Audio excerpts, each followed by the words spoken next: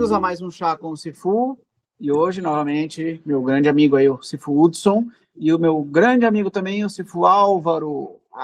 Muito obrigado por aparecer com a gente, Álvaro. Tá? Então, a ideia é falar de novo de tradições, de história, eventualmente a gente vai falar de técnicas, etc., mas se começa pelo começo, né? De onde veio, por quê, essa é a ideia, né?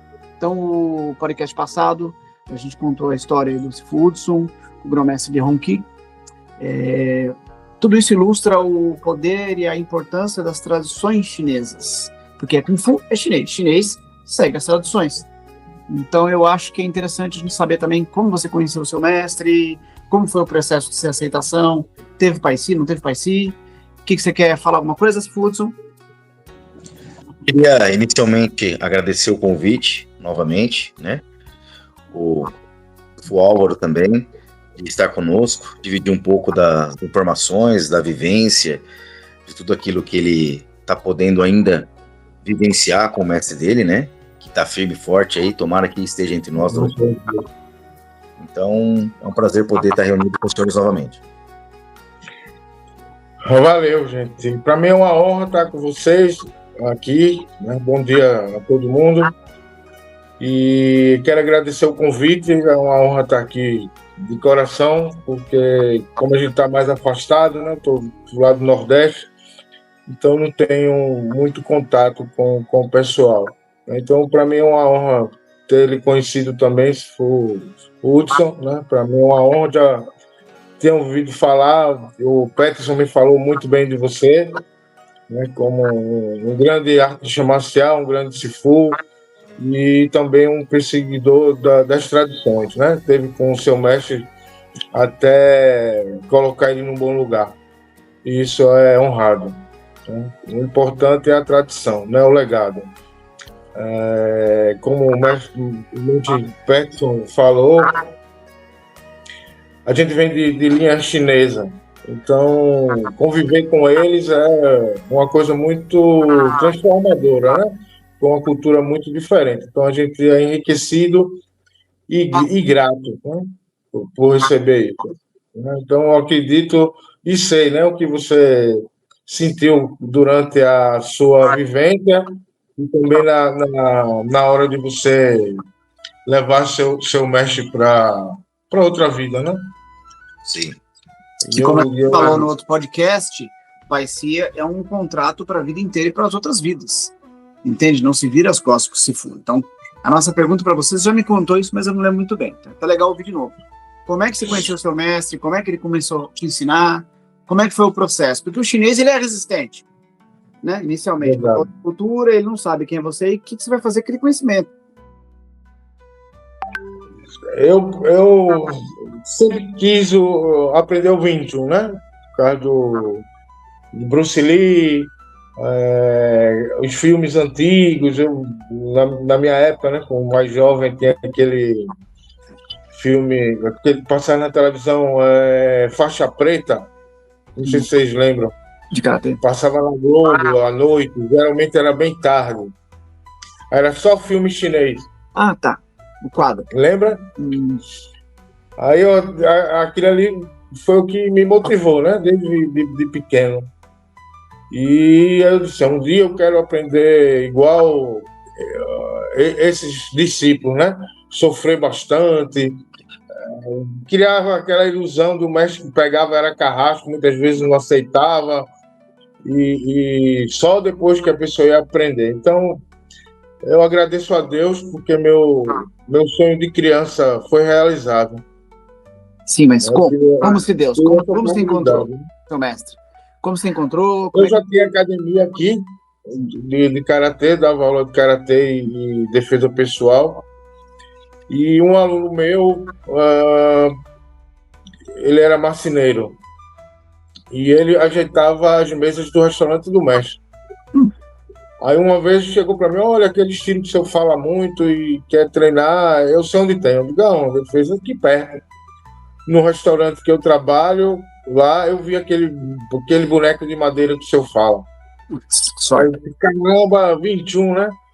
Já algumas pessoas já falavam aqui em 21, mas eu nunca fui porque sabia que não tinha origem, então não valia a pena, né? Aí fiquei doido, aí fui lá no restaurante no mesmo dia, cheguei lá, fui falar com ele, eu disse, o senhor que é o mestre de 21, ele, não, eu não sou mestre, sou cozinheiro. Sou dono de restaurante. Aí eu digo, não, mas meu aluno, assim, ali é só para mim. Aí eu disse, o senhor não podia me ensinar quanto é e tal? Ele, não tenho tempo para você. Mesma coisa. Eu não sou mestre, eu sou cozinheiro, dono de restaurante. Aí eu fui embora, aí passei 6 meses nessa brincadeira. Ia lá, aí sabia a hora que ele ia treinar, que era um anexo ao lado do restaurante, onde guardava os produtos que chegavam, né? Óleo, carne, era um anexo, colado num restaurante. E aí eu sabia a hora que ele ia treinar. Aí eu ia, tem uma árvore na frente, assim, aí eu ficava na árvore só olhando, né? Aí eu ficava treinando, sem falar nada. Eu ficava lá olhando. Ele me via, mas não falava nada. Aí tinha uns rapazes, mais 3 rapazes que iam lá no sábado, né? Que ele tinha aceito para treinar lá, mas nessa época ele só podia ficar lá no sábado. Aí eu ficava, todo sábado eu ia, os caras faltavam, e eu ficava lá e ele ficava olhando, e eu sempre calado, né? Quando foi 6 meses depois, ele estava treinando facão, aí olhou para mim e veio para a grade com o facão na mão, eu digo, caramba, amanhã eu tô no churrasco.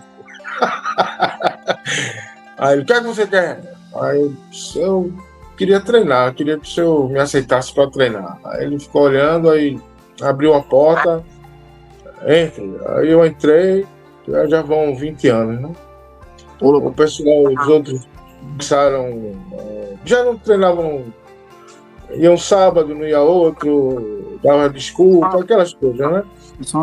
E eu fiquei indo direto, me empenhando, mas não foi fácil, não. No começo, você acha que não está aprendendo nada, né? Eles testam primeiro seu caráter, né? Como um todo, integridade, tudo, fidelidade, compromisso, horário, palavra, entendeu? Então, eu acho que eu passei uns 2 anos aí nesse teste aí. Até quando ele começou a ensinar verdadeiro, né? Aí perguntei a ele, né? Por quê? Aí ele fez assim, o chinês quando quer ensinar, não cobra, né? Aceita como família. Aí foi quando foi começando a mudar as coisas, e eu ainda treinei lá, acho que mais uns 3 anos no anexo, para depois ele ir para minha academia, meu dojo, né? Aí eu disse, não, eu vou para lá. Então, houve algumas coisas assim e levaram para a gente ir para... Na verdade, até me ajudaram, né? Porque eu ia para lá e depois ele disse, não, eu tenho um compromisso com você, eu vou para a sua academia e vou ensinar lá. Aí para mim foi muito bom. Aí eu tive um tempo mais próximo. Aí parei de ensinar o karatê para me dedicar. Aí ele disse, você é louco, parou, sua turma cheia, karatê, você parou. Eu digo, se eu quero aprender e futuramente ensinar, eu tenho que me dedicar ao 21. Aí comecei do zero, né? Continuei treinando até ele dizer, então, você agora começa a ensinar, eu lhe ajudo.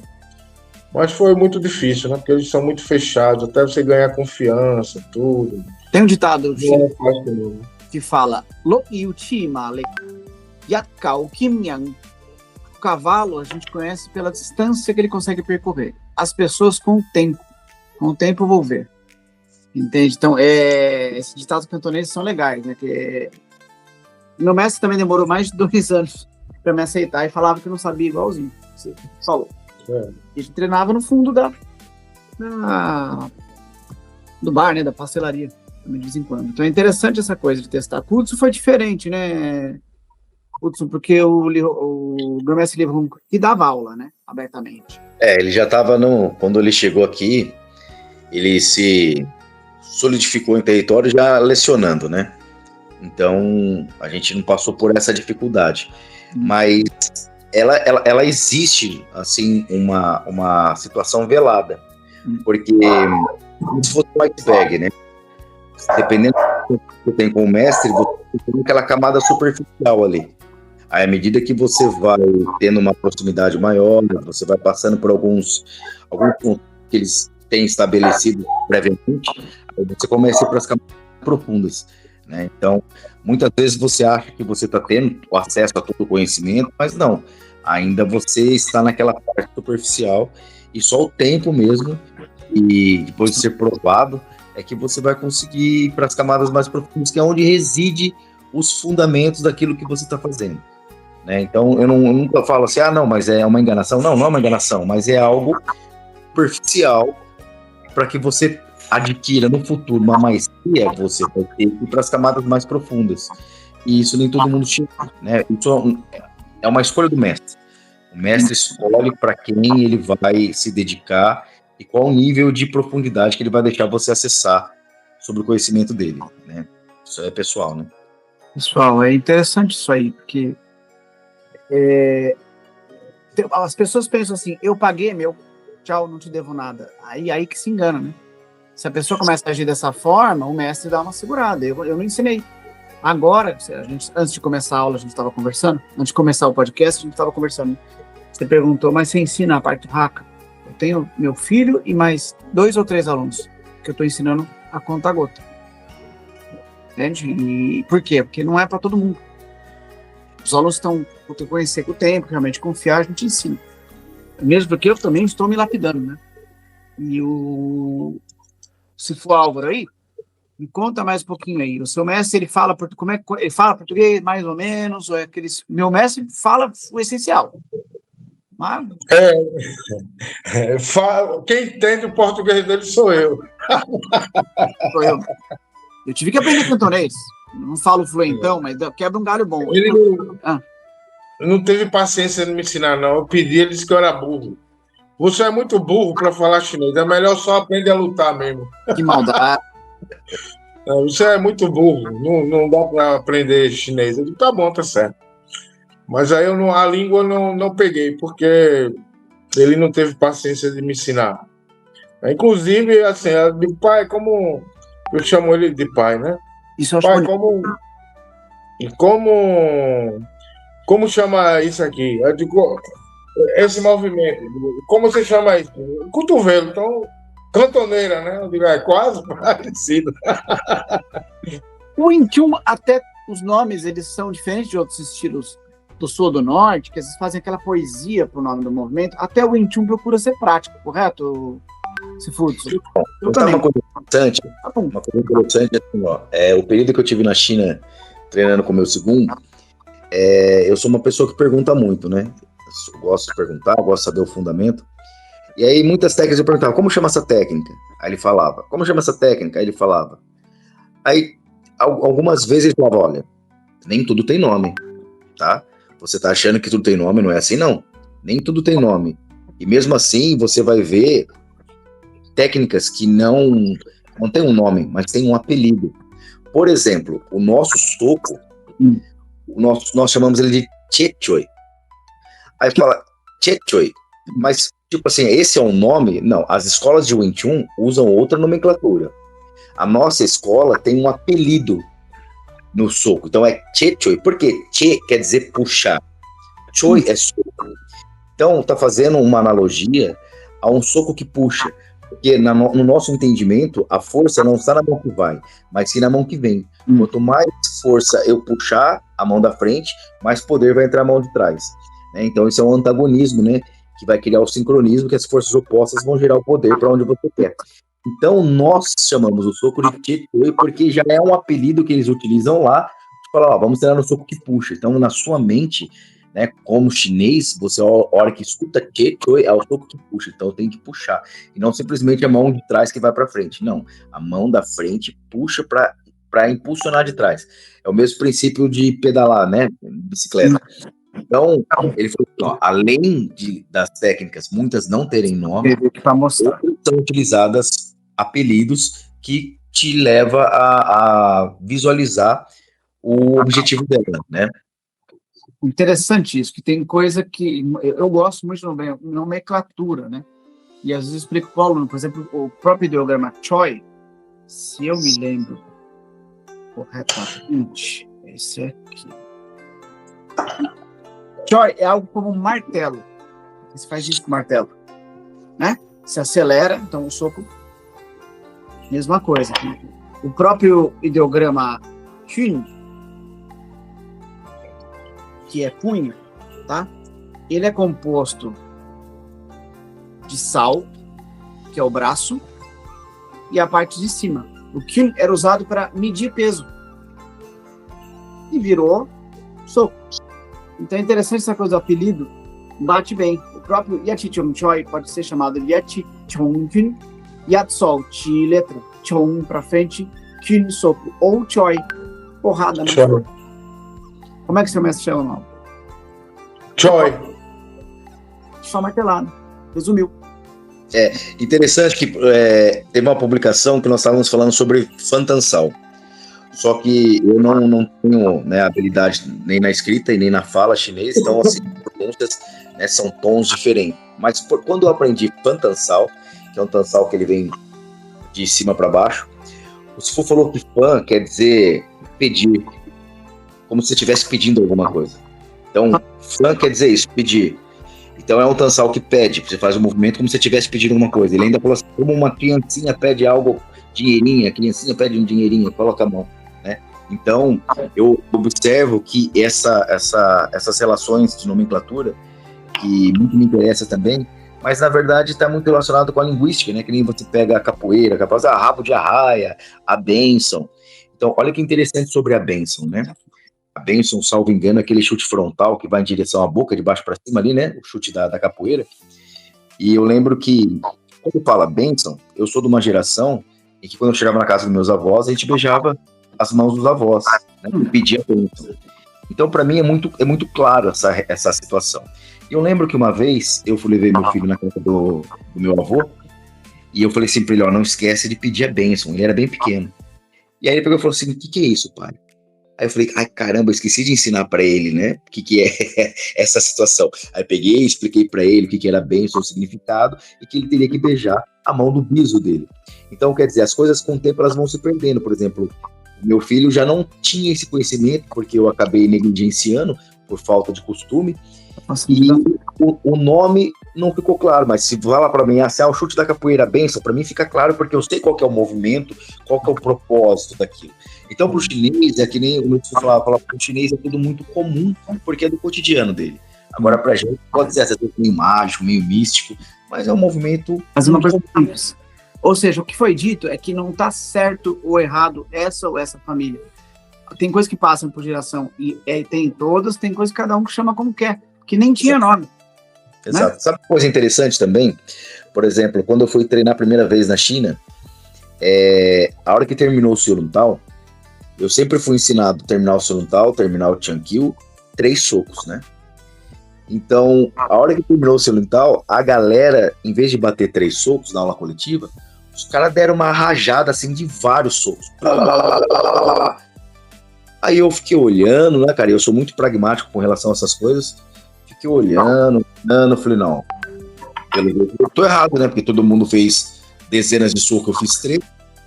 Aí quando terminou a aula, eu fui falar com o segundo. Falei assim, desculpa perguntar, mas eu sempre treinei com 3 socos, eu vi que o pessoal faz um monte. Igual isso é um costume da escola, porque a hora que a gente vai terminar a forma, a gente usa a última energia para bater uma saraivada de socos, entendeu? E finalizar a forma, mas são 3 socos, da forma tradicional. Só que é uma maneira de treinar. Então, a gente tem que tomar muito cuidado que a forma, vamos dizer assim, como ela tem um padrão. Mas a maneira de executar, de treinar, pode ter variações dependendo do objetivo que você tem. Por exemplo, na nossa escola, nós treinamos a movimentação do Changqiu 6 deslocamentos, né? E tem escolas que treinam só 3.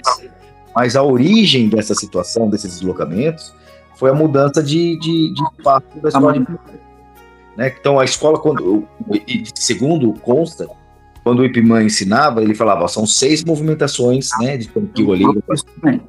Mas, se você não tiver espaço, você passa só 3. Então, quer dizer, não é que tem estilo que tem 3, tem 6. Era uma situação, entendeu, do local. Eu já passei por situações assim também, que devido ao número de alunos que tinha na sala e o quadrante que ele era necessário ter só 3. Mas eu sempre deixei muito claro. Aí talvez alguém, por algum motivo, não explica a origem daquela diminuição, daquele fracionamento, eu acho que aquilo é um diferente, entendeu? Aí, uma nomenclatura que é ligado à tradição, inclusive budista, por exemplo, 108 do movimento, não tem 108, é uma coisa simbólica. Inclusive eles falam, 108 movimentos se transformam em milhares de combinações, né? Então, eu já ouvi essa história dos 6, e meu mestre falava que quando tinha que esconder, treinar escondido, ou no junco, treinava 3 porque não tinha espaço. Eu vi essa versão. Mas tem a ver com espaço, né? E 6 é número que, se somar, é complicado explicar. Claro. Vê uma coisa que é interessante, por exemplo, na nossa linhagem não tem o Ratan Ring ali, né? E assim, segundo consta nos nossos registros, isso aí foi um instrumento utilizado para que você pudesse treinar a coordenação quando você está sozinho e não tem ninguém para praticar o Tissal. Mas ele tem que ficar atento, porque para que o Ratan permaneça no seu braço, você tem que fazer a energia para fora, né, para manter o contato. E na hora do Tissal, você não pode fazer essa energia para fora, a energia para frente, né? Então, se você me falava, tem coisas que pode ser o antídoto para curar ou pode ser o veneno para te matar. Se você entender que aquilo ali é só para você praticar o movimento dentro do quadrante, bom para você. Se você achar que aquela energia que vai ser utilizada no Tissal, você vai apanhar. Então, essa percepção de até onde eu posso ir e qual é o objetivo, ela também tem que ser levada muito em consideração, né? Eu acho que a barreira linguística muitas vezes impede que essas coisas aconteçam. A gente perde muita coisa por causa de lost in translation. Fala, Laura. Eu sei o que o Sifu Hudson falou agora é muito importante, porque quando eu comecei a aprender argola, aí a gente, por causa da tecnologia, né, aí vai para... Hoje não, né? Hoje assim, vejo de vocês, mas no começo a gente começa a querer ver tudo e todo mundo, né, para ver se pega alguma coisa. Aí fui ver a argola. Quando eu fui mostrar, meu pai estava fazendo essa força para fora. A argola. Aí ele falou, não, tudo errado, né? Tudo errado. A argola tem que estar solta dentro.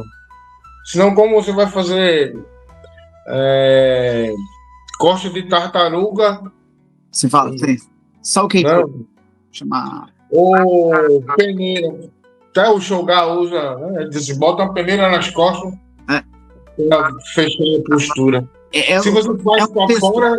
É que ele falou peneira porque não conseguia te explicar. Se chama Salkeipui. É um cesto de bambu que parece uma peneira realmente pra gente. E entra nas costas. Né? Continua. Aí ele dizia, se você faz força para fora, tá tudo errado. Você vai abrir seu centro. A argola está solta dentro dos seus braços. Se você fizer força, tá tudo errado. Aí eu fui ver, para de ver porcaria, né? É interessante, porque o que a gente está dizendo aqui é que nem a história com a minha gata, que eu lembrei. Tem uma história budista que tinha um templo, eu acho que é uma história japonesa, não é nem chinesa, mas posso estar enganado. Não importa, é um Quan, né? Que alguém deixou um gato filhote na frente do mosteiro, os monges ficaram com dó e pegaram o gato. E deram para o abade, adorou o gato. E o gato, toda a cerimônia budista, o gato ia lá e deitava no colo do monge. E ficava quietinho, não atrapalhava. E o tempo foi passando, aquele monge morreu. Depois o gato morreu, arranjaram um outro gato. Não, por que tem que ter gato? Não, porque era tradicional do monge. Não era tradicional. Surgiu uma situação de compaixão. Depois eles copiaram uma ação ali, né? Uma suposta tradição por causa do início que não tinha nada a ver. Então, o que a gente está dizendo? Que o Sifu, como a gente falou no último podcast, o Sifu, quando a gente está treinando e a gente dá sequência, o Sifu te ensina os princípios que é aquela história do dedo, para onde o dedo aponta. E ser um Sifu é se formar não só na parte marcial, não só dar em soco, é você entender essa essência, de forma como você e o Sifu. O Sun explicou, da argola. É para fora, por quê? Porque você está treinando com a argola, não que você vai fazer assim. Você entendeu a essência do movimento, né? É aí que precisa do Sifu, porque você não pode virar as costas nunca pro Sifu, não tem fim, né? Tem uma história interessante que diz que uma vez Ip Man estava dando aula em Hong Kong e aí os alunos estavam treinando lá e tal. E é comum, né, aluno ficar assim, né? Ó, Sifu, já terminei aqui, o que eu faço agora? Né? É muito comum isso, né? E aí Ip Man tava meio de saco cheio, assim. Mestre, nós já terminamos o Siluntal, o que eu faço agora? Falei, vocês terminaram o Siluntal? Aham. Então agora faz uma perna só. E aí os caras começaram a treinar Siluntal com uma perna só. E aquele grupo que tava ali, depois falou assim, nós aprendemos uma técnica secreta, a gente não pode falar, tal. Mas qual é a técnica? Aí conversa daqui, conversa de lá, um dia não. É o Siluntal de uma perna só. Um gai. Mas, veja bem. Sabe o nome? Quem estava lá? O nome, eles deram até um nome bonito. Camgai do Plamá, galo dourado num pé só. Pé só. E aí, isso aí se tornou uma coisa, nossa, eu aprendi de Ip Man o Siluntal de uma perna só. Então, é importante, muitas vezes, é contextualizar. E outra coisa também que eu acho muito interessante, né, nessa parte do Kung Fu, isso é a nível de vida, não é só da arte marcial. É que assim, quem conta a história vai trazendo a interpretação dela. E eu gosto muito de usar um princípio que fala assim, me traga os fatos. Eu vou fazer a minha interpretação. Eu não quero saber a sua interpretação, eu quero que você me conte os fatos. Então, você imagina, se a pessoa só trouxer a interpretação, olha, não, eu aprendi uma técnica secreta que fortalece a perna, eu fico com uma perna só e faço Siluntal. Mas se ele me contar os fatos todos que envolveram isso, ele vai chegar à conclusão que talvez ali seja uma situação que não tem nada a ver com a interpretação que ele está levando a cabo. Então, essa percepção também, essa capacidade de você perceber o ambiente e se desenvolver através dele, é uma coisa que não é tão simples, né? Então, por isso a necessidade de você permanecer com o seu Sifu, porque talvez a ideia que você fez sobre aquele fato, ao longo do tempo, vai se desenvolver, vai amadurecer, e você vai ver que não era bem aquilo que você interpretou. Então, eu sempre falo, eu comecei a ensinar o Wing Chun na década de 90, né? Ali por volta de 96, 97. E assim, por mais que eu já estivesse ligado com o meu mestre, aprendendo ali na escola dele, na Liberdade, é incomparável o nível de entendimento, de percepção e técnico do que eu tenho hoje. Então, assim, chega a ser, vamos dizer, de forma exponencial a evolução que aconteceu. Só que essa evolução não é porque eu me tornei melhor do que eu era antes, porque eu treinei mais, é o tempo da maturação. É o tempo que aquilo vai correr no seu corpo, aquilo que vai se desenvolver. Só que o aluno não entende isso. E alguns professores não entendem. Eles acham que eles compararem termo, vamos dizer assim, professor, faixa preta, vamos usar esse termo genérico, eles não estão preparados. E, na verdade, é nesse momento que eles vão precisar ter mais atenção ainda do mestre, porque o mestre vai conduzir essa nova fase. Essa nova fase em que a pessoa é formada, que ela vai administrar uma família, e que vão aparecer problemas, tanto teóricos como técnicos, como de relacionamento, e que o mestre vai continuar sendo seu mentor. Mas as pessoas acham que não, que agora elas estão preparadas, que elas podem simplesmente desligar dos tutores e fazer a coisa que, de repente, ela acha que tem que ser feita, né? O que você acha? A colocação está perfeita, né? Por exemplo, eu sempre, quando ouvia falar em 21, dizia 3 anos você já sabe tudo. 21 é fácil. Venha treinar 21 porque 21 é fácil. Quando você começa a treinar, é um curso sem fim. Né? É a maturação que faz você galgar. Meu pai diz assim, eu posso passar para você a técnica, meu espírito não. Bonito. Você tem que encontrar o seu espírito, senão você vai ficar sempre uma cópia minha. Eu não quero isso. Então, a maturação, o erro e o acerto, a sua própria parada para pensar no que você fez hoje, no que você errou, de como fazer melhor, isso leva muito tempo. Então, as pessoas caem, né? Essa geração, principalmente, que quer tudo muito rápido, dificilmente vai chegar a algum nível mais alto, né? Você pode ter dote físico, bater em parede, quebrar osso. Isso daí é o mais raro que tem, né? A gente já de outra geração sabe que o próprio treinamento já lhe dá essa condição física, né? Mas a condição técnica de você, por exemplo, a gente com 20 anos lutava de um jeito, com 50 luta como? Não tem mais a mesma... Mas, então, se a gente não fizer essa maturação de entender, por exemplo, quando diz, hoje, né, que eu começo a entender, a arte marcial lhe dá autoconhecimento.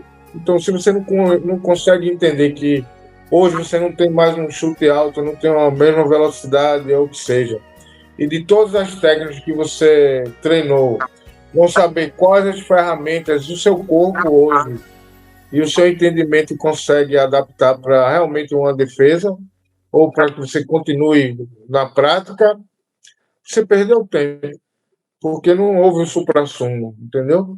Não houve aquele tempo de você encher para depois resumir. Como falou, uma técnica vira 1 milhão, né? Não. Depende de se você consegue ver ela nas posições relativas ao oponente. Aí, se não houver a maturação, tá perdido. Olha, uma coisa interessante que aconteceu em 2010, que eu fui a primeira vez fazer o treinamento na China, eu levei acho que 4 ou 5 alunos comigo para participarem do treinamento também. E aí, assim, eu sempre mantive uma postura, olha, se vocês quiserem perguntar coisas, conversar com o segundo de vocês, né, o mestre Ronqui, fique à vontade, família é para isso. Só que a molecada, a maioria da molecada, a molecada fica com medo, né, de fazer pergunta besta ou de incomodar. Eu lembro que nós estávamos no metrô e, assim, estávamos sentados, estava eu e minha esposa no banco, de frente estava o meu Sifu, mais um aluno e um dos alunos que estavam de pé. E aí, conversa vai, conversa vem, esse meu aluno virou pro Sifu e falou assim, segundo, quando que a gente sabe que a gente tá bom em Kung Fu? Aí eu pensei, cara, uma pergunta simples, mas que pode ter vários desdobramentos, né? Aí eu na hora pensei assim, eu nunca faria uma pergunta dessa, porque eu achava que eu já tinha a resposta. Então eu não faria essa pergunta. Mas achei legal o meu aluno fazer, porque, bom, ele é aluno, é novo, ele não tem a resposta, vamos ver, né? Aí você olhou pra ele assim e falou, você sabe que é bom Kung Fu quando você pode matar a pessoa com apenas um toque. Aí eu falei, caramba, eu achava que sabia a resposta, eu tinha, se essa pergunta fosse direcionada a mim, eu ia devagar a respeito do tema, e o Sifu foi incisivo. Aí eu fiquei pensando sobre aquela resposta, eu falei, mas o que mais dá pra falar sobre isso, Sifu? Ele pegou e falou assim, é como eu agora, eu não posso lutar com ninguém, eu já sou velha, mas se deixar eu tocar uma vez, pra mim é suficiente. Aí foi exatamente isso que o Sifu Álvaro falou agora. Você tá entendendo? Esse tempo de maturação, para você saber o que você pode, o que você não pode. Por exemplo, eu sei algumas técnicas dentro da nossa escola que talvez não agora, mas daqui 10 anos, elas vão me abandonar, porque ela exige uma capacidade física diferente, que uma hora eu vou deixar de tê-la. Então, alguns conceitos, isso só atinge com a maturação. Eu lembro de uma vez que eu estava na China e o meu segundo falou assim pra mim, você chuta alto? Eu falei, chuto. Ele falou, então dá um chute na minha cabeça. Aí eu peguei, fiz aquele chute tranquilo, de leve, né, um chute ali circular. Aí ele pegou e falou assim, more power, que ele tem uma voz assim grave, né? Aí eu peguei, chutei, vamos dizer assim, a primeira vez eu chutei com 20% de força. Aí ele, more power. Peguei, a próxima vez eu chutei com 30%. Aí ele pegou e me deu um esculacho, assim, falou assim, isso é tudo que você tem? Eu falei pra você chutar forte. Aí naquele momento, ele conseguiu mexer com o meu ego. Ele, beleza, se você quer um chute forte, pensei comigo, né? Você vai ter um chute forte, então. E assim, modéstia à parte, principalmente naquela época, hoje já não tô mais tão, com tanta flexibilidade, mas naquela época eu estava bem a cabeça, né? Um chute que eu sempre gostei, por escolha própria, eu treinei taekwondo também, né? E eu peguei, coloquei a perna pra trás e bati, mas bati com vontade mesmo. Eu tava com uma caneleira boa, uma caneleira da Twins, então eu falei, eu vou bater com vontade. Quando eu bati com vontade, essa experiência subiu uma vez. A hora que o impacto do bloqueio dele pegou na minha perna, automaticamente deu um apagão na minha visão. Ele ficou tudo preto e voltou. Mas foi assim como se tivesse caído a chave. Sabe quando cai a chave rapidinho, assim? Ficou tudo escuro e voltou. E eu olhei, ele tinha feito um tansal. Aí eu pensei assim, não é possível. Eu pensei comigo, não é possível. Um senhor dessa idade, com um braço, fazer um tansal e segurar esse chute. Ali, eu entendi algo que até então, eu já tinha conhecimento teórico, mas eu nunca tinha visto na prática. Algo que eu falo assim, caramba, entendeu? O 21 tem mais do que eu tô conseguindo enxergar. É possível alcançar porque eu tô vendo alguém fazer. Então, essa maturidade, hoje, passado 16 anos daquilo que eu presenciei, eu tenho pleno entendimento e aplicabilidade daquele conceito que lá, quando eu era 16 anos mais jovem, eu não tinha condições de executar como ele executou. Então, só que esse tempo e essa experiência, só que assim, veja bem, uma coisa que é interessante, se eu não estivesse lá, talvez eu demoraria muito mais tempo para perceber. Se eu não tivesse vivido como o Sifu, vivenciado como o Sigun, ter colhido essas experiências após estar formado, a minha experiência e meu conhecimento ele está limitado a só aquele período espacial ali.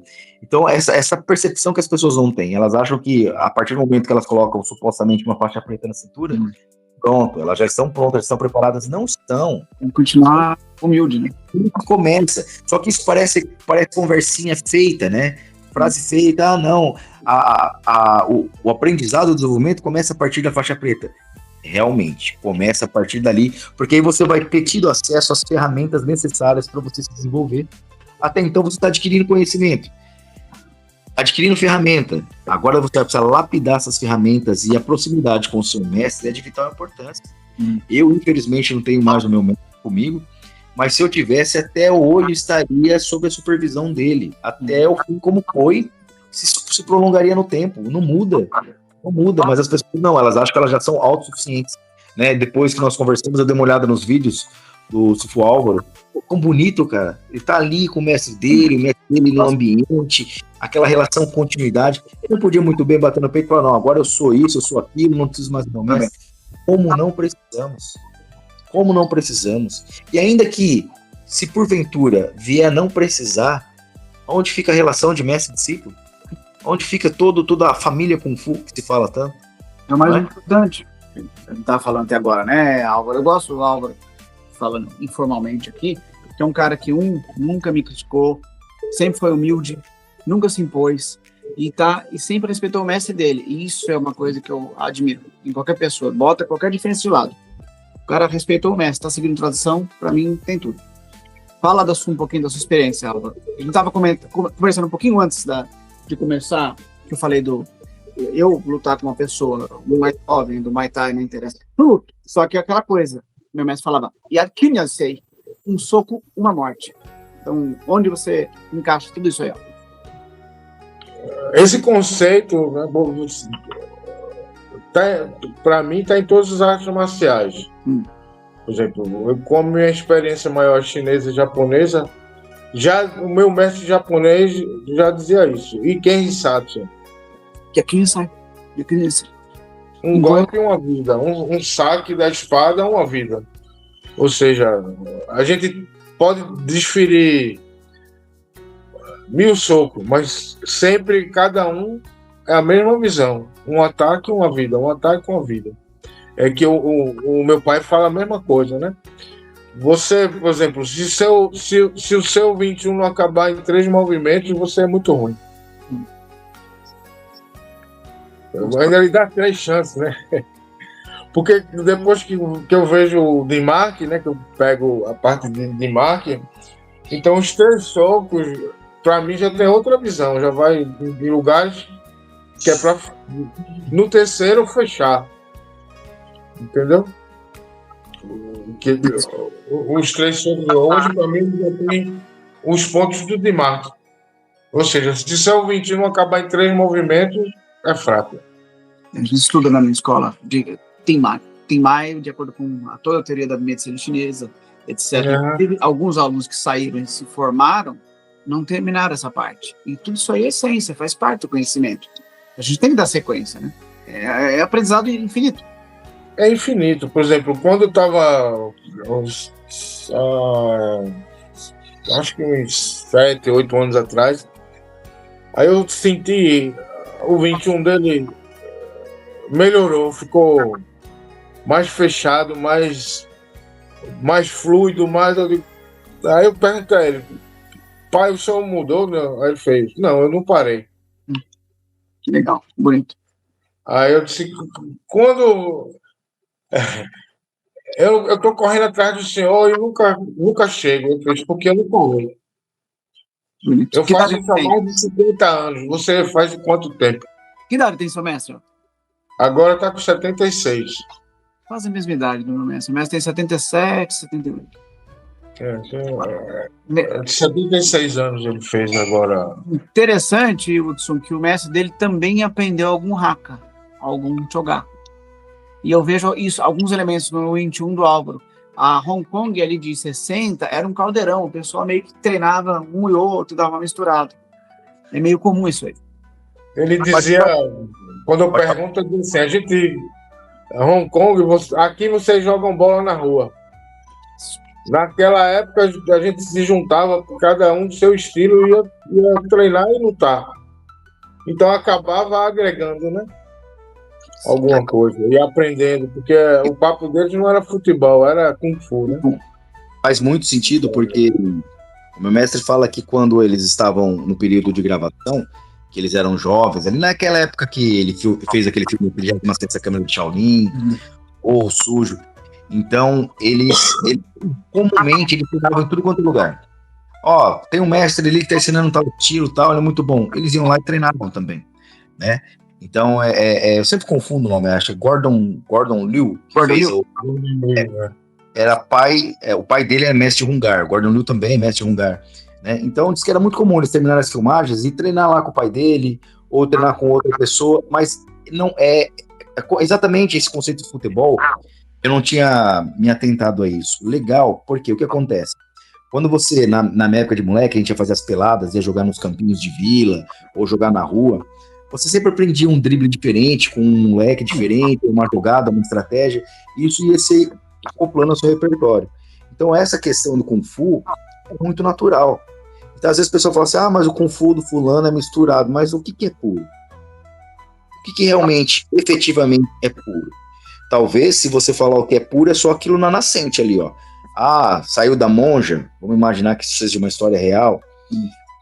Então, ela é puro. Fora isso, não é mais.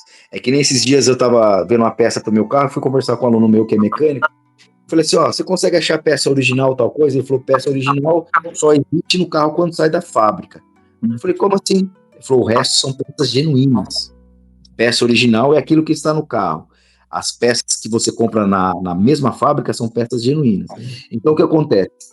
O estilo 21 original é ali quem fez.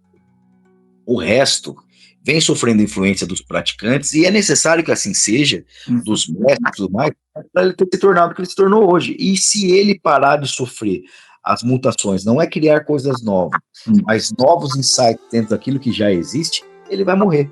Como com certeza muitos estilos hoje já morreram, que a gente nem escuta falar. Então, uma coisa que eu acho interessante, pessoal, por exemplo, no jiu-jitsu, é que o cara lá desenvolveu uma nova posição, aí todo mundo vai estudar a posição do cara, que é uma variação de algo que já existe, e ali outro já dá um insight, e a coisa ela é dinâmica. Tá viva, né? A natureza do universo é dinâmica. A natureza é dinâmica. Então a pessoa fala, não, mas isso aqui não é, ele mudou. Não é que ele mudou, é que a percepção que ele tem a respeito do movimento é contínua a evolução, ela não fica parada. Então essa resposta do seu mestre aí muito me agregou no sentido de compactar conceitos que às vezes a gente fica muito tempo para explicar, e o chinês tem essa capacidade de compactar. Fala assim, não, mas seu 21 mudou? Não, é que eu não. Ou seja, tipo, eu estou em contínua evolução. Então, você me viu há 5 anos atrás, há 10 anos atrás, se você me vê igual, é sinal que eu parei. E eu não parei, eu estou em contínua evolução. Né? Então, muito legal o conceito. Eu aprendi muito com essa colocação dele. Só que é perigoso, o pessoal que está ouvindo agora, eu entendi plenamente o que você explicou, o que você explicou, faz pleno sentido. O que o pessoal não pode entender errado é que isso não significa que você virou as costas pro seu mestre e está treinando 10 estilos. Sabe? Concorda? Tô falando? Não é isso, gente. Espera um pouquinho. O chinês é tradicionalista, que nem meu mestre falava. Ah, eu aprendi a guarda assim. Não, a guarda assim é para quando se lutava o outro no cavalo. Você está apontando o pescoço. A pessoa ficou de pé, você está apontando o pescoço. Não é que você modificou. O oponente mudou a posição. Então, é adaptar os princípios que existem e são originais. Né? Que a gente está vivenciando e vendo que funciona. Concordam?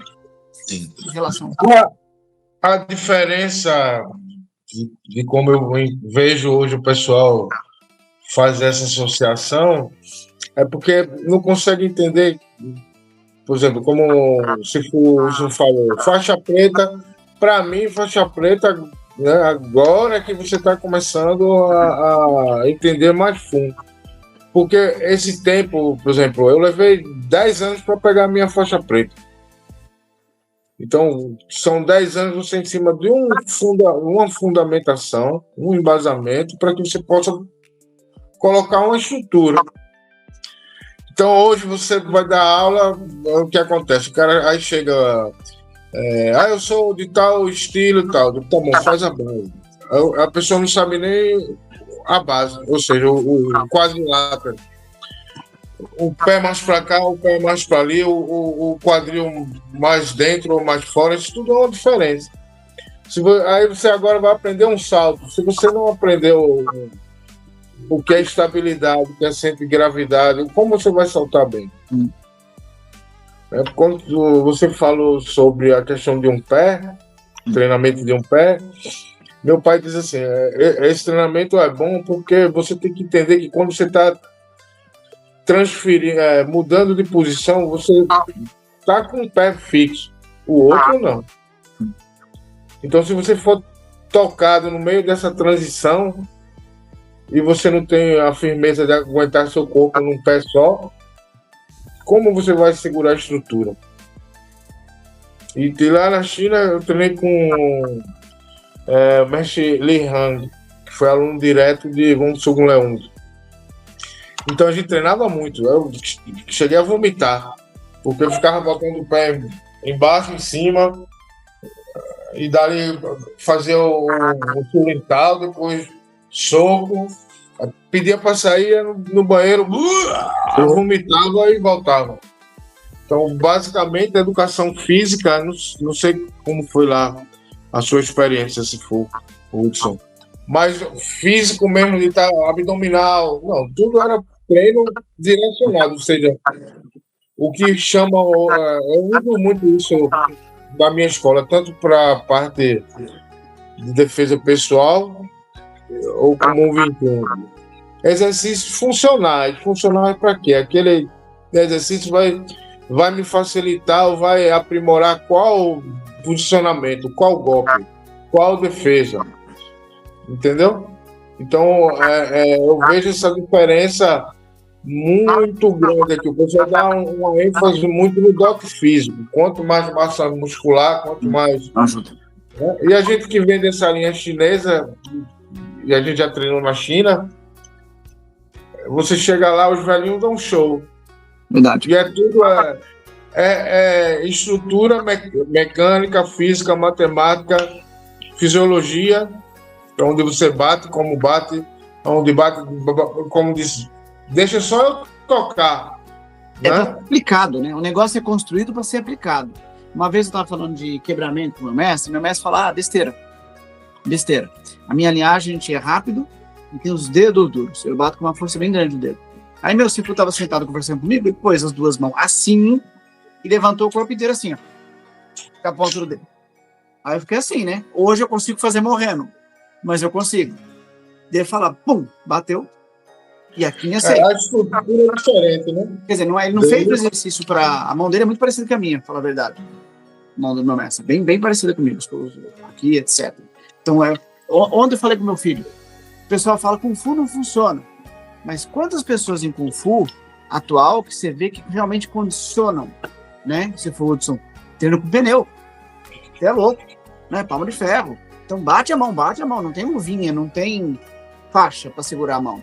Então, a diferença do praticante que treina essa parte realmente é o condicionamento e a explosão para aplicar. Então, não vem de músculo, né? Quer dizer, é um músculo fibra contraída para aplicar. E aí vem a questão dos tendões, né? Porque a gente precisa de músculo elástico, a fibra mole e a explosão dos tendões. Então, a gente, no caso da preferência, é o desenvolvimento do tendão. Porque a gente fica velho, ele não vai perder a dimensão. A massa muscular, sim. Sim. Se você não estiver sempre colocando peso, ela perde muito rápido. Então a gente viu lá, né? Eu digo pelo meu próprio pai aqui, porque você olha para ele, não faz mais exercício, né? Mas muito rápido. Você, quando chega para tirar do local, a mecânica da estrutura, os encaixes, é completamente diferente, né? A maioria das pessoas que chegam lá na academia comentam isso. Assim, eu não consigo entender como esse homem, nessa idade, você olhando para ele, quando sai dali, aí sai capengando. Quando está treinando, é outra história. Mas isso aí vem da profundidade, né? O pessoal hoje não deve, eu acredito, confundir o dote físico com arte marcial. Ou seja, você saber fundo. Entendeu? Hoje a gente vê força, tem gente dando soco na parede, mas o soco está assim, rodado. O pessoal acha que sabe... Não vamos citar nome, aquele cara com a mão tudo calejada que está se chamando de mestre. Não, você tem, eu tenho uma certa estrutura. Meu pai me diz assim, não precisa. Para que você com sua mão deformada? Não precisa muito calo. Isso é espetáculo. O pessoal que treina nesse nível na China é para você ir lá para aquelas competições e mostrar que você quebra tanto. Então você precisa de um livro. Mas para você matar uma pessoa... Não é aquilo. No tijolo... Não precisa. Você... Não tá primeiro, não é flexível. Primeiro você tem que, por exemplo, saúde, o corpo tem que dar, primeiramente, que é o estrategista, né? Segundo, o corpo, que é o exército. Então, o corpo é o exército. Sua perna é como antigamente fosse o arqueiro. Interessante conceito. Então você vê a luta de longe até chegar colado. Colado você morde, dá cabeçada. Então a luta em todas essas distâncias. Então se você não precisa muita deformação, porque você sabe onde bate, como bate, treinou a vida toda. Não precisa disso tudo, entende? Mas primeiramente, segundo o corpo. Então se você destrói sua condição, seu corpo, como um soldado vai lutar com o joelho ruim, o braço mal, quando bate a mão dói. Questão de tempo, a conta vem. Se passar do ponto. Então, o seu corpo tem que ser saudável. Para que quando o estrategista mande, ele tem condição de realizar qualquer movimento.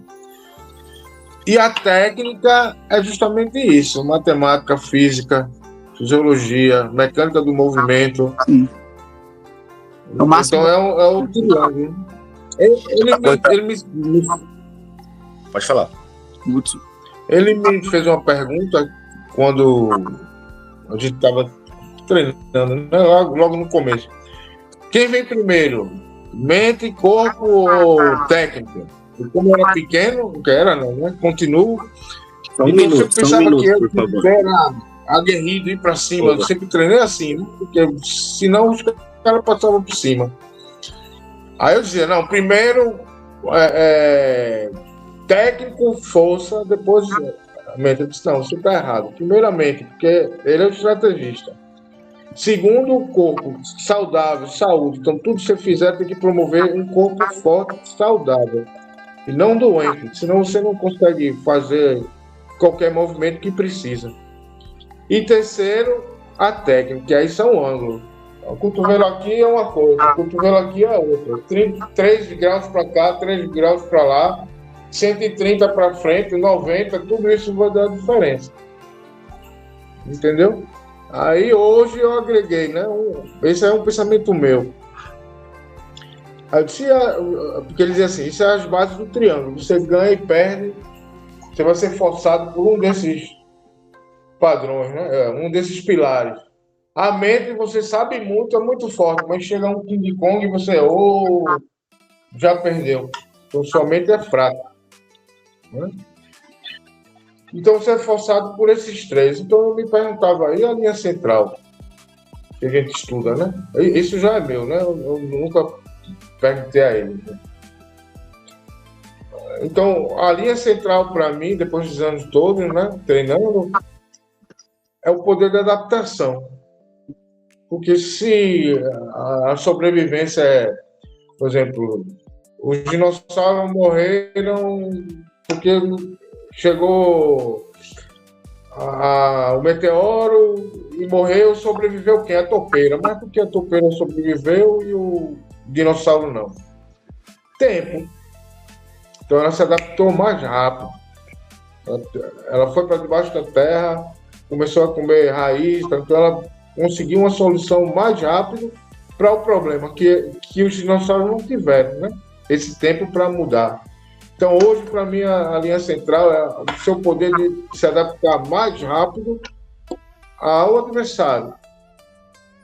Entendeu? Defender e atacar ela, mas, como ele diz assim, quando você desenha no chão, é só para se você ter um embasamento, mas essa ponta de flecha, ela está livre, né? Então, eu agreguei a linha central nesse sentido. Isso já é um pensamento próprio, né? Que seria o triângulo mais a linha central, o poder da gente se adaptar. Então, o que não for flexível, dificilmente se adapta. Ele só aponta, mas não vai e volta, né? Que pra gente é o braço bambu. No mesmo fala, Ratan, mesma coisa. Você tem uma força relaxada, se encontra resistência, só dá a volta e parecido. Mas só o assunto do vídeo, o Sifu Álvaro tem também no arte marcial japonesa, tá? O que o pessoal tem que ouvir com atenção é que a gente tá aqui para falar dos nossos mestres, de quanto a gente respeita, que a gente não vira as costas. E o Sifu às vezes não liga de ser treinar outro estilo ao mesmo tempo, correto? Seu Sifu... O meu? É. Não, ele diz que é bom para você abrir a mente. Por exemplo, eu consegui uma coisa muito difícil. Isso foi meu mestre coreano que falou para mim. Digo, você conseguiu uma coisa muito difícil, que é juntar um chinês e um japonês. É difícil. Então, eu já sei que tipo de pessoa você é. Só porque você conseguiu isso. Porque eles têm uma rincha, né? Muito das guerras, das invasões. Chinês, coreano e japonês não se unem muito, né? Então, assim, quando eu treinava com meu mestre japonês ainda, aí eu sempre levo, a gente leva os filhos, né? Para treinar com os avós, né? E quando eu não estava, meu mestre japonês perguntava ao meu aluno de karatê defesa pessoal, Goshinjutsu, né? Que é a defesa pessoal japonesa. Ele não mistura nada, não. Quando ele dá aula lá, ele não mistura nada, não. Aí meu aluno dizia, não, sensei. Quando ele ensina Kung Fu, é só Kung Fu. Quando ele ensina karatê ou defesa pessoal, é só karatê ou defesa pessoal. Eu, pelo menos, só treinei com ele a parte japonesa. Eu não vejo nada misturado. E os alunos dele é a mesma coisa. Já o mestre chinês, os mestres chineses não gostam, né, que você treine com outros, mestres. Já meu pai, não, ele diz assim, isso aí é japonês, né? A gente é mais suave, mais água. Mas é bom para você dá aula à polícia, então você não pode só matar, né? Você tem que aprender a segurar, mobilizar. Né? Então, não teve dificuldade. Teve uma certa resistência, mas depois... Aí levei o meu mestre japonês para comer asinha no restaurante do meu pai. Aí eu tenho uma foto histórica, que é a única foto que eu tenho deles dois juntos. Eu no meio e eles do meu lado, né? Então, mas eu acho que é complemento, sabe? Esses anos todos estudando, se você não sabe um mínimo de chão e você cai em no país do Brasil, do jiu-jitsu, cara, você vai ter que saber alguma coisa. Seja qualquer lugar, se for. Porque, por exemplo, você caiu, o cara vai chutar você no chão, você nunca teve aquela experiência, a gente se perde. É como um mapa. Né? Se eu for na sua casa hoje, eu vou ter que ir no mapa, mas se eu for 2 vezes, na terceira eu não preciso do mapa. Então, se a gente na luta, isso é minha percepção. Se a gente não encarar hoje, assim, a arte marcial é uma só. A gente deu o nome, então esse é um tipo de uma pessoa que pensou dessa forma. Esse é outro. Então, na verdade, a gente separa, mas deveria agregar. Por exemplo, eu viajo, né, para fazer esses seminários, então tem gente do Muay Thai, tem gente do 21, tem gente do sistema russo, tem gente do Kapap, que é de Israel, tem gente que só é do Karatê. Então, no leste europeu tem muito a parte de grego-romana e o sambo. Foi bom, hein? Então, se eu tivesse essa visão mais eclética e passado por esses treinamentos, em algum momento eu ia falhar, porque eu não estou ainda só falar do 21, só falar do karatê, só falar do judô. Só que você então, concorda, Álvaro, que na verdade o Álvaro teve alguns mestres, mas quem você chama de pai? Que tá o pulo do gato, né, cara? Quer dizer, nisso que eu queria tocar. O Sifudson faz jiu-jitsu, correto? Sim. E você não vê isso como uma traição. Então, não é. O que eu quero que o pessoal entenda é que a gente tem que respeitar os ancestrais, os professores, não é virar as costas. Não é vou virar o Bruce Lee, vou misturar tudo e fazer um estilo novo. Tchau, não devo para ninguém. Esse é um pensamento errado em arte marcial oriental. Se você não concorda, não tem problema. Não faça arte marcial oriental com tradução, se você não quer respeitar. Correto? Cumprimenta, Hudson. Quero ver. Assim, ó, em 2010, eu tive uma lá na China e os nossos treinamentos de luta eram feitos com lutadores de Muay Thai profissionais, né? Lutadores profissionais, não só praticantes, lutadores mesmo. E teve uma hora que eu estava muito cansado já e que minha técnica já não fluía e a pessoa que estava treinando comigo estava em pleno vigor físico, apesar de ser até mais velho do que eu. É um lutador profissional que luta até hoje, então 16 anos se passaram e ele luta até hoje. E eu fiquei muito chateado com essa situação. Eu percebi que, na verdade, eu tinha chegado no meu limite e aquele oponente ali estava tranquilo. E eu fui conversar com o Fu, né? Falei para eles, Fu, eu não ia aguentar muito mais tempo. Não tinha mais condições físicas para que a minha técnica pudesse responder. Ele falou assim, isso é normal, você sempre vai encontrar pessoas que estão mais preparadas que você. A diferença é quais os recursos que você ainda tem em mãos. Aí eu falei assim, pô, todos os meus recursos tinham esgotados. Ele falou, mas e se você levasse ele pro chão? Eu falei assim, eu não sei lutar chão. Ele falou, agora você precisa aprender. Porque se eu fosse novo, como você ainda é, eu aprenderia chão. Porque você não está traindo o seu estilo, mas você está ampliando o seu conhecimento. Então, aquilo ali, eu vou falar a verdade para você. Naquele primeiro momento, eu fiquei um pouco desapontado. Não vou mentir. Eu fiquei um pouco desapontado. Mas, como sempre, eu tinha a visão do meu Sifu como uma visão superior à minha. Independente de eu concordar ou não, eu sabia que ele estava com a razão, mesmo que eu não pudesse reconhecer naquele momento. Quando eu voltei para o Brasil, eu comecei a treinar o jiu-jitsu. E tempos mais para frente, nós conversamos sobre essa experiência. Eu falei, ó, se for, pelo menos, pode ser que numa briga eu não use jiu-jitsu. Mas se alguém jiu-jitsu for usar, eu sei o que ele quer, aonde ele quer chegar. Quando eu comecei a treinar jiu-jitsu, eu era finalizado logo nos primeiros instantes do combate com chaves de braço. E aí, ninguém conseguia pegar meu pescoço, porque eu tenho pouco pescoço, mas os meus braços eram constantemente usados como ferramenta contra mim. Teve um faixa marrom que falou assim pra mim, Hudson, você sabe por que tá todo mundo te finalizando no braço? Eu falei, não. Ele falou, por causa do seu Kung Fu. Você quer taquear, você quer esticar seu braço, e toda vez que você estica seu braço, sobra seu cotovelo. Então você precisa fazer o mesmo trabalho que você faz com o Kung Fu, só que não estique seu braço tanto, mantenha seu cotovelo rente ao corpo. E aí eu entendi aquilo como um salto.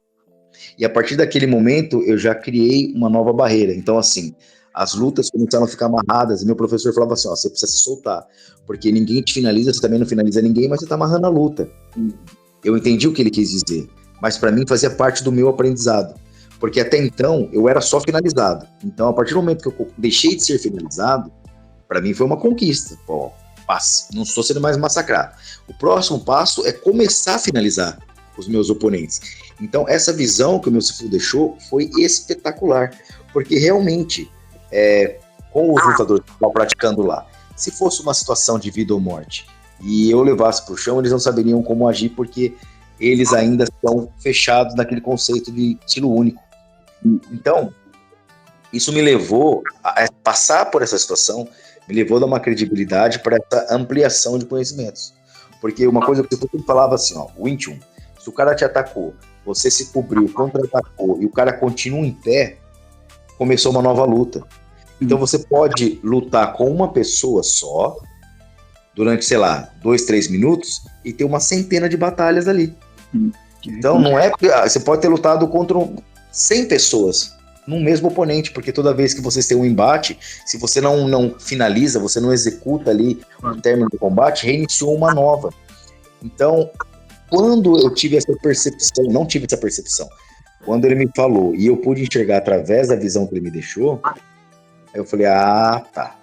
Então realmente é importante eu sair desse universo, até para que é como se fosse aquela frase feita de relacionamento, fala assim, ó, todas as mulheres me levaram a chegar até você, meu amor. Então é como se fosse assim, ó, todos os estilos me levaram a melhorar o meu sistema de combate, a melhorar o meu Wing Chun. Então, sem desmerecer as demais modalidades, mas eu tenho um objetivo maior, que é aprimorar o meu sistema de luta e me dar amplitude de conhecimento. Só que o Sifu também falou uma coisa muito interessante. Você pode ter quantos treinadores você quiser, mas mestre não. Então, ali ficou para mim a mensagem. Eu posso, aí entendi e eu replico essa informação. Você pode ter muitos treinadores, mas um mestre para chamar de Sifu, para chamar de pai, é um só.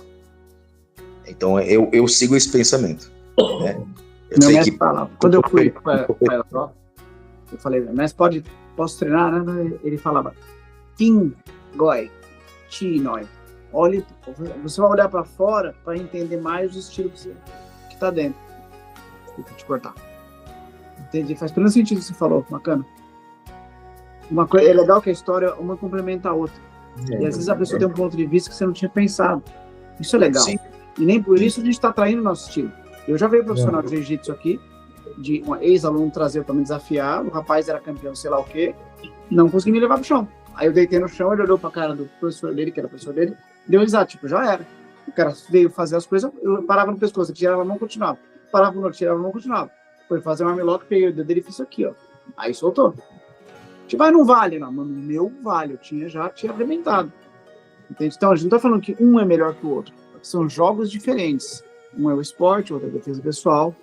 Tudo é bom no que se, né? Que nem o pessoal da Tailândia, o Cláudio Ranjar me falou a mesma coisa. Falou, cara, o cara do seu tamanho, magrinho, 50 quilos, 60 quilos, não parava, tinha um gás, dava um pau na gente. Não dá pra bater de frente dos caras, não dá. Eu só vi isso lá, tá? Eu só vi isso lá. Dizer, você vai bater de frente com o jogo do cara? Esquece. Não tem como. Né? O juiz contra o jiu-jitsu, você não vai conseguir. Não vai.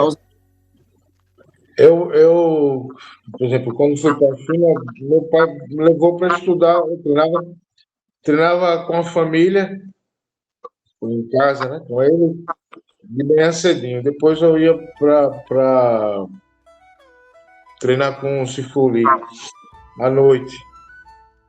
Aí ele diz assim: eu estou treinando aqui, é bom para você conhecer outros, para entender melhor o seu. Mesma coisa. Exatamente. Entendeu? Exatamente. Bom você ver outros. Onde você estiver, eu vou para seminário na Alemanha, tem 21, eu vou lá visitar, procuro. Dinamarca, vou. Tá entendendo? E sempre você realmente aprende algo e consegue confirmar o seu. Sim, sim. Entendeu? Sabe uma coisa interessante que você falou do jiu-jitsu aí, né, do cara que foi te desafiar? Tem um episódio muito interessante, que o meu academia no Rio de Janeiro, antes de me ensinar em São Paulo, né? Então, primeiro ele foi pro Rio de Janeiro. E aí, diz que ali na década de 80 mesmo, um belo dia chegou um cara lá, falando que era do jiu-jitsu, da família Gracie, inclusive, eu conheço ele pessoalmente, e falou assim: quem que é o mestre aqui? O senhor que é o mestre de Kung Fu e tal? Aí falou assim: eu vim desafiar o senhor. Isso se for Ronqui, desculpa. Se for Ronqui, conta essa história. Vim desafiar o senhor aqui para um combate. Aí o Sifu falou assim: tudo bem, olha ali, ó, pode escolher a sua arma. Aí o cara falou: como assim? Ele falou: pode escolher, quer facão, quer lança, quer espada, o que você quer? Ele falou: não, eu sou do jiu-jitsu, eu luto no solo. Ele falou: tudo bem, mas eu sou do Kung Fu, eu luto como eu quero. Escolhe a sua arma. Aí disse que ela ficou assim, tipo, cara, esse chinês é louco, né, cara? Vai pegar um facão desse aqui, ele vai me matar, porra. Aí disse que ele começou a conversar com o mestre, se tornaram amigos, levou os irmãos dele para conhecer o mestre, se tornaram amigos, inclusive quando teve um desafio lá atrás, que era tipo Vale Tudo, né? Era um Vale Tudo que teve aqui no Brasil, teve uma luta do Geraldo Pedra, que na época era campeão de Kung Fu, e lutou com o Gracie. Os caras da família Gracie convidaram o meu mestre para ser árbitro. E ele foi árbitro dessa luta, né? Devido à amizade que eles desenvolveram dessa situação, um desafio. Eu achei muito legal, porque, assim, é bem a realidade marcial chinesa. Falou: você quer lutar? Escolhe a sua arma. Mas eu luto chão. Falou: você luta chão, eu luto Kung Fu. Pra mim tudo isso é Kung Fu. E uma informação que dava muito pra gente, né, na década de 90, eu falava sempre assim: ó, se aparecer do jiu-jitsu pra desafiar vocês vão lutar lá na rua. Não traga pra dentro do seu tatame, vai lutar na rua. Porque no tatame eles têm vantagens. E eles sabem disso. Em espaço controlado, espaço acolchoado, vai lutar na rua, no meio dos carros, entre as pessoas, na calçada, porque lá é briga de verdade.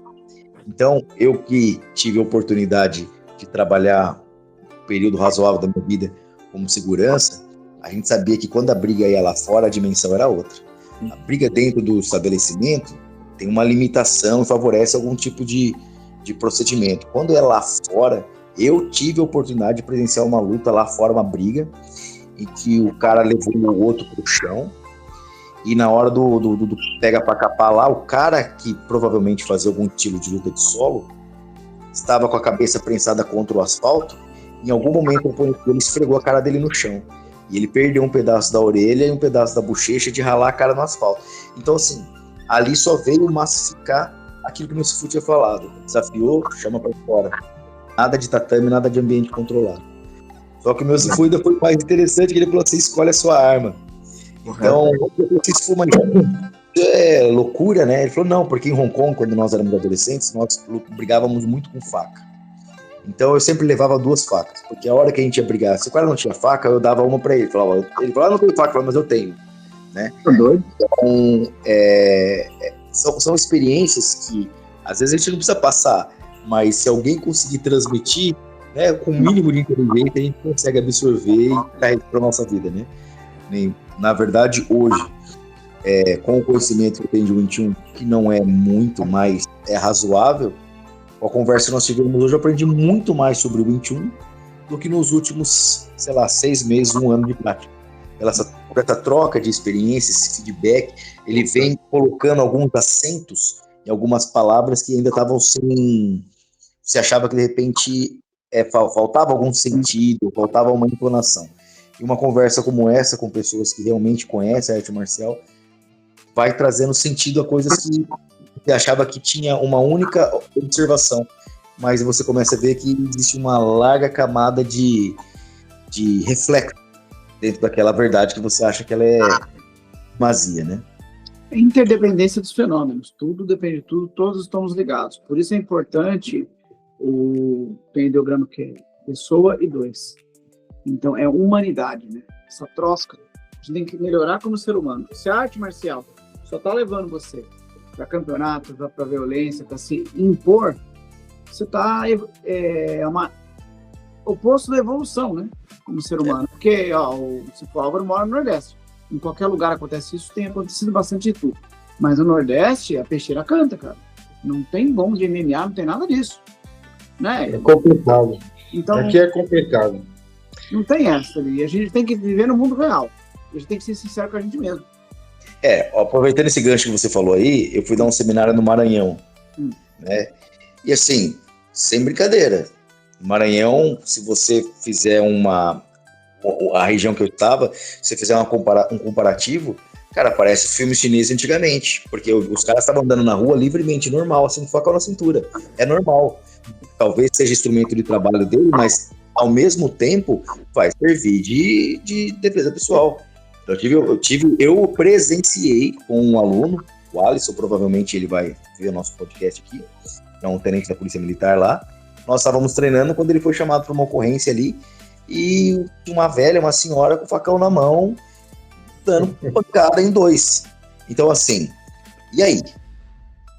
Onde fica o seu Kung Fu? Você vai ter que ter habilidade, não é só saber fazer a forma com o facão, ou saber uma forma com as facas, você vai ter que saber aplicar. Porque a situação exige um conhecimento mais apurado, e não só superficial. Então, até onde vai o seu Kung Fu? Essa é a questão. Até onde você está preparado a entrar com ele? Você entra e sai de qualquer lugar? Porque as realidades são diferentes. Aqui em Santa Catarina, né, que hoje eu resido no sul, se você sair com um facão na cintura ali, a polícia vai te abordar. Se você não tiver uma boa justificativa, ele vai ser recolhido, apreendido e tudo mais. Agora, lá é normal. Lá, por exemplo, também uma coisa que muito me impactou, 99% da população anda de moto sem capacete. E aí você fala assim, tá, mas e aí? Não vai ser multado? Não vai ser multado. Não vai ser parado? Não vai ser parado. É uma realidade em apartado, tá? Então, a gente tem que saber que a nossa realidade, voltando a falar sobre a arte marcial em pé e tudo mais, ela não é única, ela não é absoluta.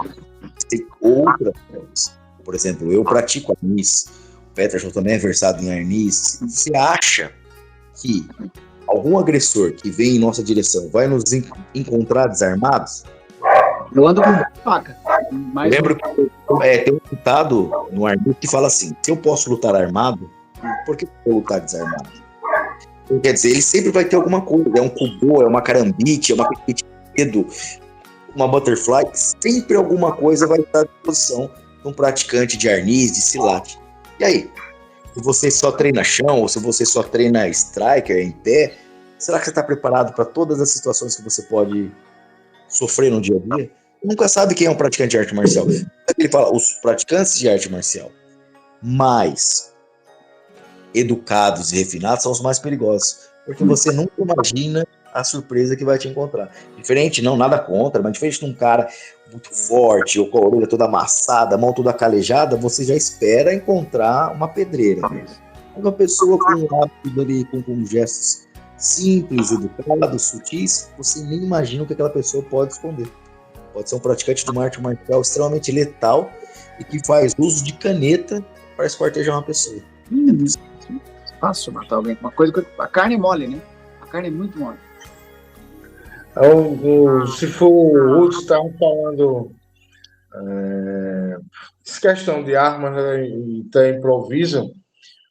Meu pai, quando vem para o Brasil, em 74 ele migra, então ele começou a dar aula na Associação Chinesa, em São Paulo, né? Na Associação do Comércio Chinês. E aí ele ficou pouco tempo, porque ele não falava o idioma. Quem levou ele foi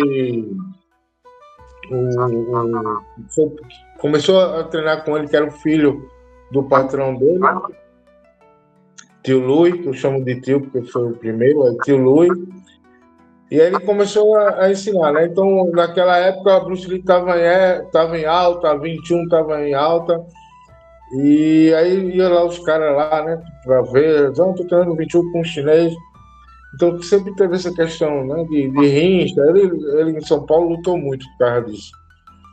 De outros estilos. Eu não quero entrar muito nesse sentido para não gerar polêmica, ele não gosta. Inclusive, quando eu estive em São Paulo com ele, a convite de Living Kay, né, que eles vieram juntos. Ele, Living Kay, o Mestre Dragão, são todos amigos, né? O Mestre Dragão, que estava em Campo Grande, foi que faleceu agora há pouco tempo. Aí, conversando, enfim. Aí tem uma história do meu pai, quando ele ainda estava Ele só ficou, acho que 6 meses, 7 meses ensinando 21 na Associação Chinesa. Aí depois, eu vim para ganhar dinheiro, né? Aí parou e foi negociar. Aí só veio abrir porta aqui comigo, né? Depois. Ficou esse tempo todo sem ensinar. Aí ele em São Paulo, aí disse que estava na pastelaria do patrão dele. Aí chegou dois irmãos, aí começaram a fazer confusão na pastelaria, né? Aí eu sei que chegou no balcão, aí tratou ele mal, com aquelas coisas, né, de menosprezar e tal. Aí esses dois caras, né? Aí peguei 2 canas do suco, do caldo de cana, né? Peguei 2 canas e usei como facão. Saí botando pra fora com o facão. Bom. Aí ficou todo mundo incrível, né? O chinês pegou 2 canas e deu em 2. Aí disse que quebrou os caras com. Tentaram pegar arma, bilhar, coisa. Tinha mesa. Madeira, né? Ele disse, ó. Olhou para um lado e para o outro, você não vou na mão, né? Aí pegou 2 canas, aí quebrou os caras. Aí depois, quando foi mais tarde, aí disse que na época aí veio um caminhão cheio de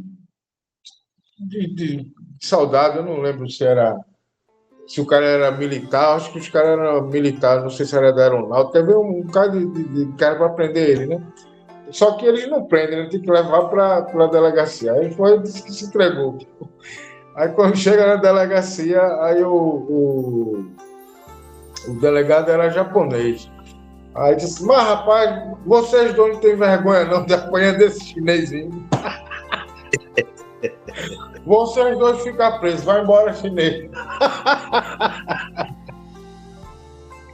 Aí se não tinha nada, eu peguei 2 canas e usei.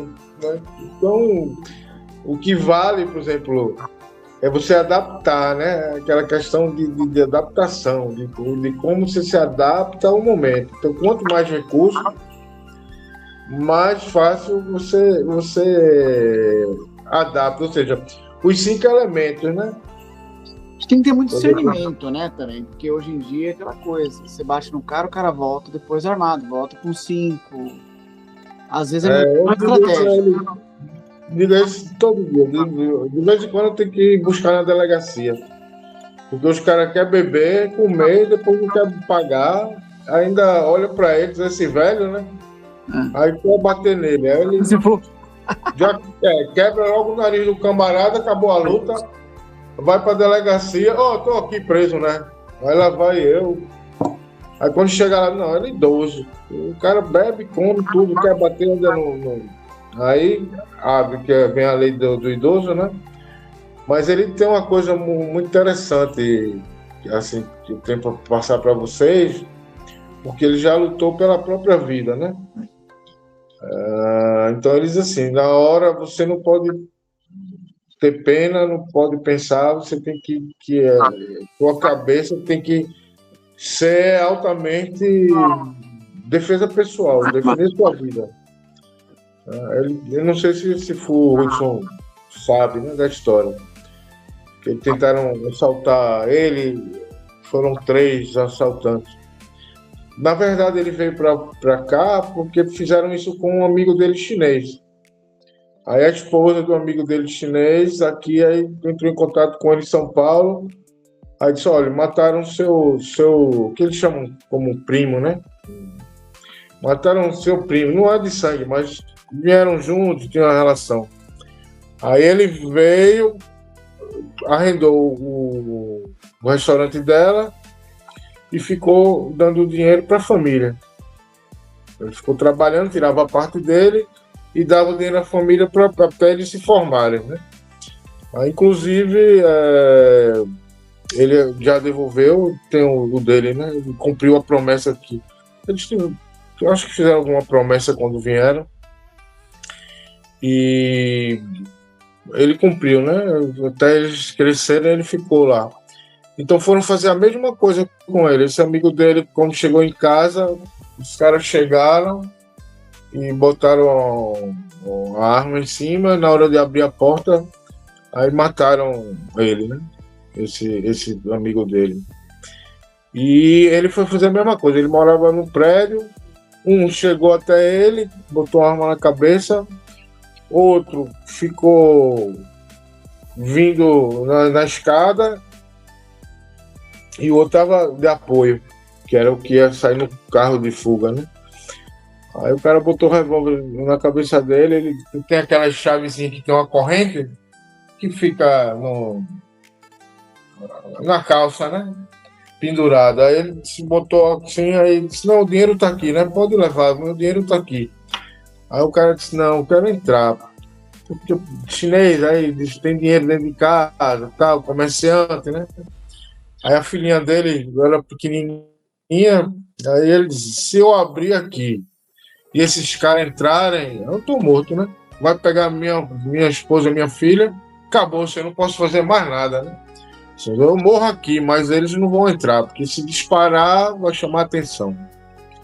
Aí disse que quando botou, não, tá bom, aí botou a chave, e quando o cara deu bobeira, ele deu atenção na chave, aí ele tirou e deu uma cotovelada, o cara caiu. Aí já caiu, já meio mole já, né? Aí disse que quando ele caiu, aí pegou na arma, porque o outro cara tava na escada, né? Aí ele tomou a arma desse que ele bateu, aí atirou. Só que esse que tava deitado tava com outra arma na perna. Aí ainda conseguiu, atirou nele de baixo para cima, assim, queima-roupa. Aí pegou, veio sair aqui, pegou fígado, pulmão, ele só tem 30% de um pulmão. Por causa disso. Aí ele disse que quando sentiu o tiro, aí virou pro camarada e terminou de matar ele, né, com a pistola. Aí ele ainda correu, os outros fugiram. Ele ficou muito mal, ficou entre a vida e a morte. Foi quando ele voltou a praticar pela saúde. Ele disse, vou começar a voltar a treinar 21 pela saúde. Aí depois foi que eu soube que ele, logo depois, né, que ele era mestre e tal, eu fui atrás. Mas aí ele diz assim, se você tiver uma dúvida, melhor não faz. Vai morrer feito um cordeiro, né? Não pode ter dúvida da sua ação. Vida ou morte. Então você decide, vou matar. Então é essa visão que as pessoas hoje, quando tentam a reação, não tem. É como o mestre se for perto estavam falando, a questão de competição, como você também for. A visão reduzida ao ambiente de controlado, né? Hoje, quando eu dou aula aos policiais, eu digo, eu faço essa analogia, vocês são como pessoas que estão numa competição, porque tem regra, eu não posso atirar aqui, eu só posso atirar de tal forma, eu não posso bater aqui, eu não posso... Então, quando a gente tem essa limitação de visão, por exemplo, eu e você, se for que também vem do jiu-jitsu, quando a gente vê que a pessoa é esportiva, quando vai para cima, ela não espera um soco, um dedo nos olhos, pegar uma barba, puxar, pegar a cabeça e girar.